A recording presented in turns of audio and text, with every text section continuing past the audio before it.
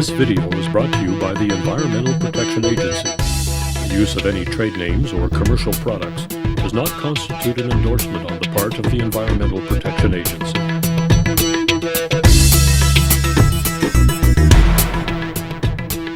The purpose of the video is to provide small water systems with an introduction to the use of point-of-entry and point-of-use treatment devices as arsenic removal technologies.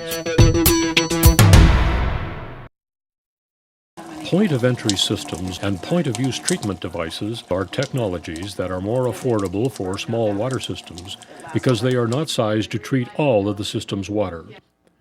Although the technologies have been around for decades, they have not typically been used for compliance with the Safe Drinking Water Act.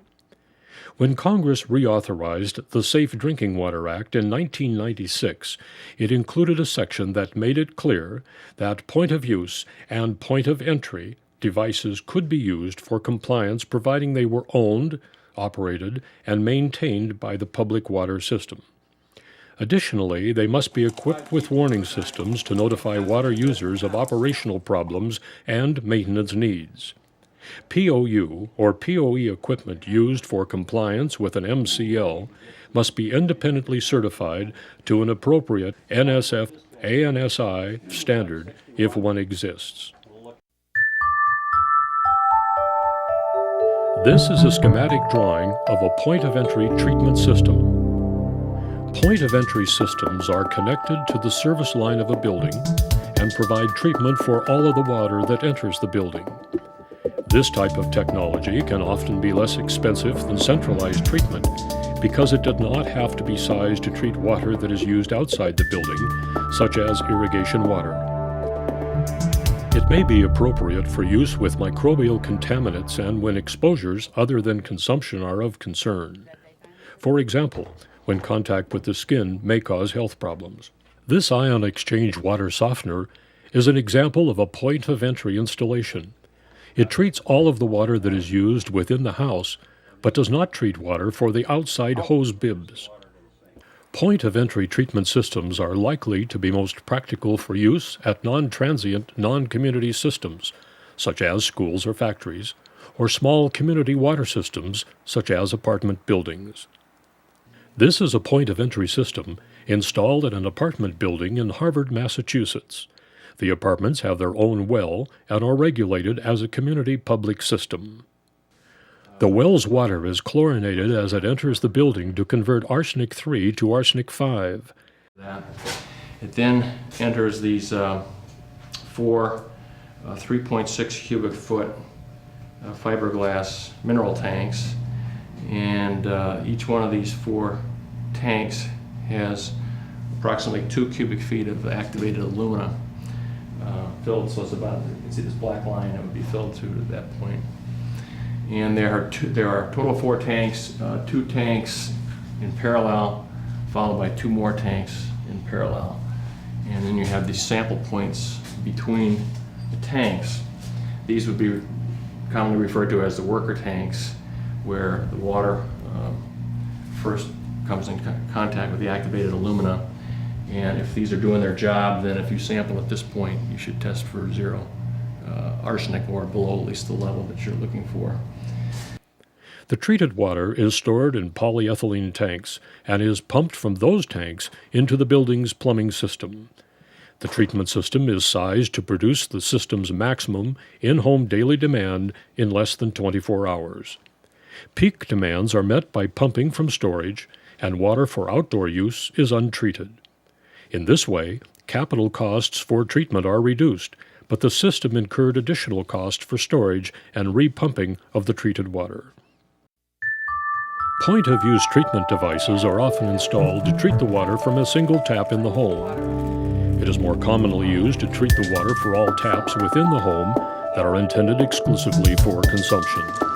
These would include ice makers and ice water taps at the refrigerator. This schematic drawing shows a device that treats the water at a single tap installed at the kitchen sink. For very small systems, point-of-use technologies may be the treatment of choice because of their affordability.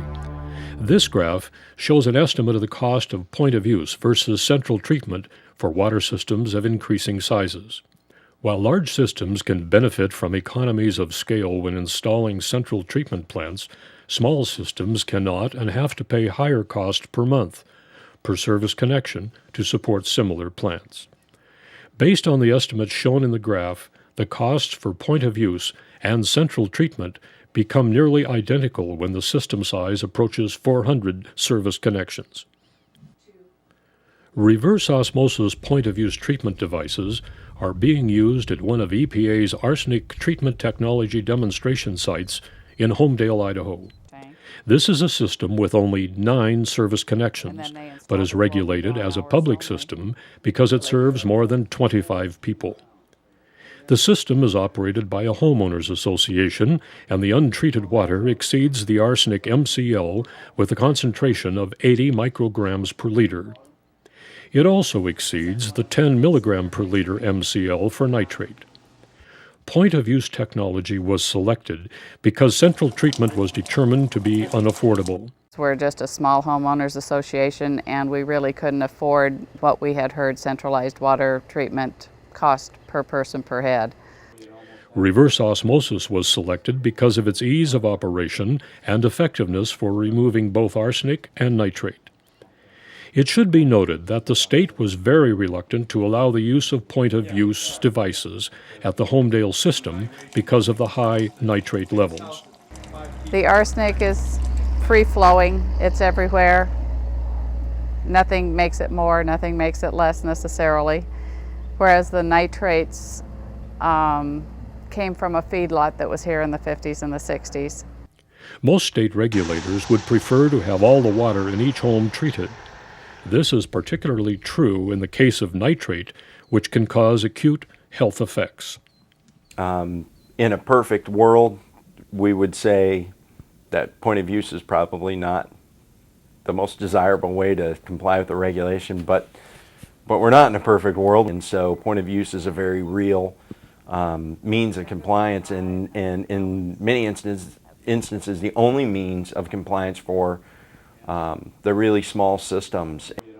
The RO units are installed under the kitchen sinks of each home.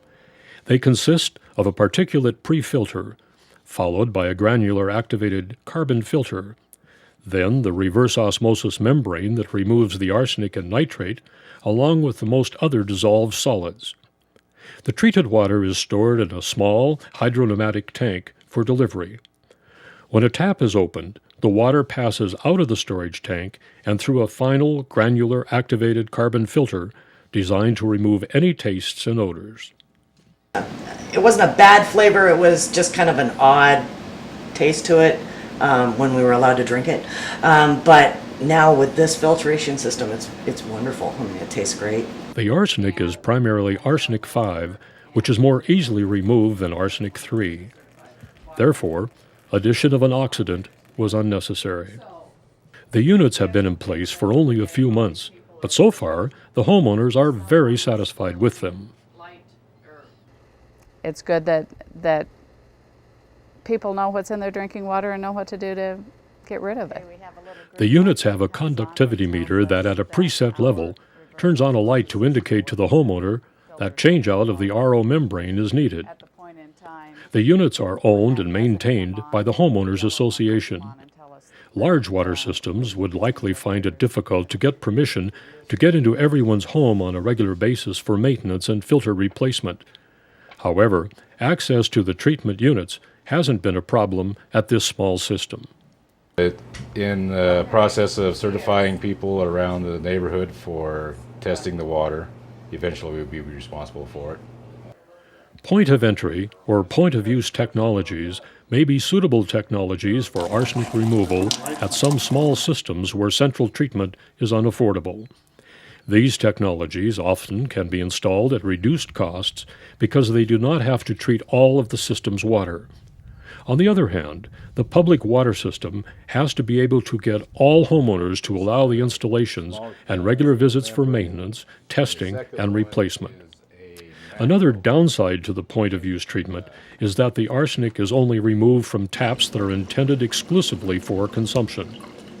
Before considering point of entry or point-of-use treatment, systems should discuss their options with the state primacy agency.